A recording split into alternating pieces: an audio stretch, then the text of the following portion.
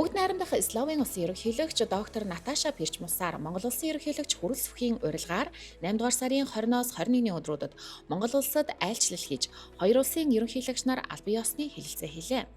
Словен улсын анхны эмэгтэй ерөнхийлөгч доктор Наташа Пирчмусаар нь Люблянагийн их сургуулийг хууль зүйн бакалавр болон магистр зэрэгтээ төгссөн, мөн Вен хотын их сургуульд хууль зүйн ухааны докторийн зэрэг хамгаалсан байна.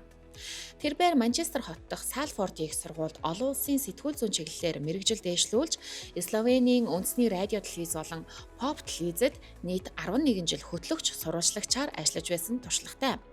Доктор Наташа Пирчмусаар англи, хорват, серб хэлээр чөлөөтэй ярьдаг, орос хэлний тодорхой түвшний мэдлэгтэй. Мөн сонирхуулахад ерөнхийлөгч Наташа Пирчмусаар мотоспорт, тэр дундаа мотоцикл унах хоббитой. Мөн бочи тоглоом болон шар шувууны холбогдлолтой дурсгал зүйлс цуглуулах сонирхолтой бөгөөд Чихуахуа үлдрийн хоёр нохойд хижээдэг.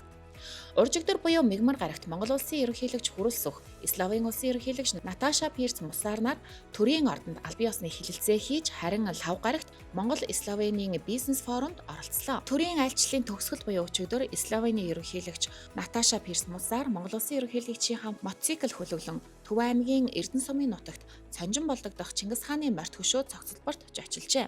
Мөн тэрбээр 8 дугаар сарын 23-наас 24-ний өдрүүдэд Улаанбаатар хотноо зохион байгуулагдаж буй дэлхийн эмэгтэйчүүдийн чуулга уулзалтад хүндэт зочноор оролцож байна.